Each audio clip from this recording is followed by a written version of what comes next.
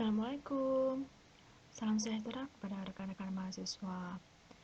Perkenalkan, nama saya Nusilia Fristiani yang akan membimbing rekan-rekan mahasiswa dalam kuliah akuntansi manajemen. Rekan-rekan mahasiswa dapat berdiskusi dalam kegiatan tutorial ini. Silahkan saling berkenalan untuk menunjang proses perkuliahan kita. Salam kenal dan selamat bergabung di kelas akuntansi manajemen.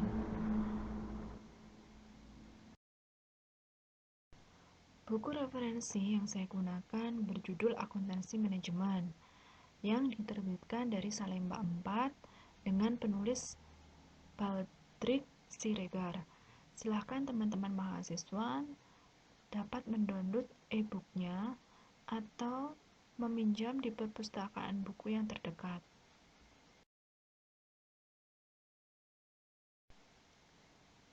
Selamat datang di kelas mata kuliah Akuntansi Manajemen.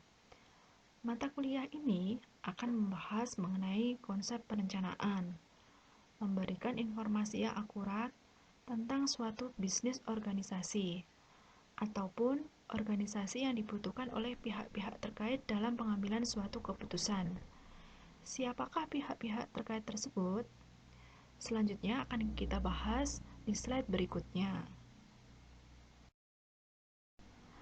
Pihak-pihak yang terkait dalam akuntansi manajemen di sini terbagi menjadi 4. Yang pertama yaitu manajemen. Manajemen di sini adalah manajemen puncak. Yang kedua adalah pemilik modal atau disebut dengan investor. Yang ketiga masyarakat.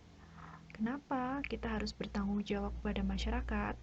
Karena suatu organisasi atau entitas harus bertanggung jawab kepada masyarakat sekitar. Biasanya diapresiasikan dengan bentuk program CSR. Yang keempat adalah pemerintah. Pemerintah di sini adalah difungsikan untuk suatu kebijakan. Biasanya dicontohkan dalam penentuan tarif pajak.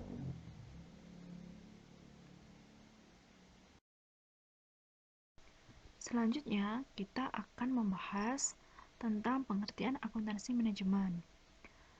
Akuntansi manajemen adalah salah satu bidang akuntansi yang tujuan utamanya adalah untuk menyajikan laporan entitas usaha atau organisasi tertentu.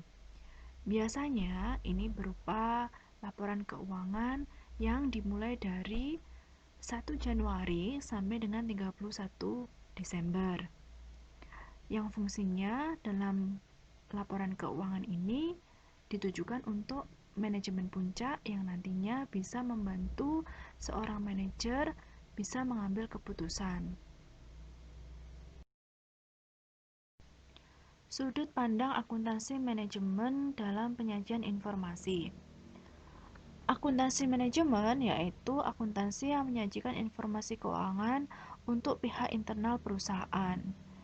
Yang dinamakan internal perusahaan, jadi di sini adalah difungsikan atau diperuntukkan untuk manajemen, diperuntukkan hanya untuk bagian SDM, yang diperuntukkan untuk bagian keuangan. Jadi hanya lingkup di dalam perusahaan itu sendiri yang nantinya semua ini bisa digabung untuk pengambilan keputusan bersama.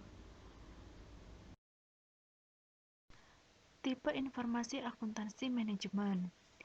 Tipe informasi akuntansi manajemen dibagi menjadi 3 kelompok. Yang pertama, informasi akuntansi penuh atau menyeluruh, biasa disebut dengan full accounting information.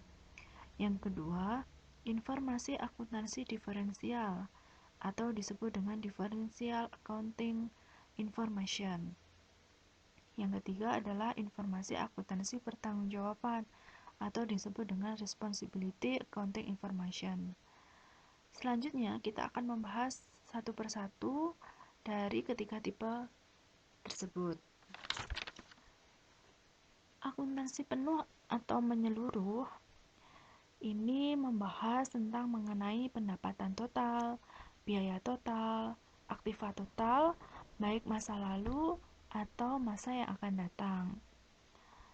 Yang kedua, akuntansi Diferensial ini membahas tentang informasi yang diperlukan dalam pemilihan alternatif.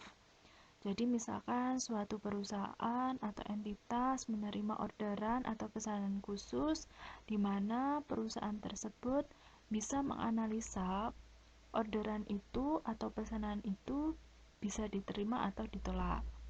Jadi informasi yang dibutuhkan dalam perusahaan atau entitas tersebut dinamakan dengan informasi akuntansi diferensial atau disebut dengan differential accounting information. Selanjutnya, informasi akuntansi pertanggungjawaban yang biasa disebut dengan responsibility accounting information. Akuntansi pertanggungjawaban yaitu menyajikan informasi mengenai pendapatan, biaya yang terkait dengan suatu bagian atau unit perusahaan yang dipimpin oleh manajer yang bertanggung jawab terhadap bagian yang bersangkutan.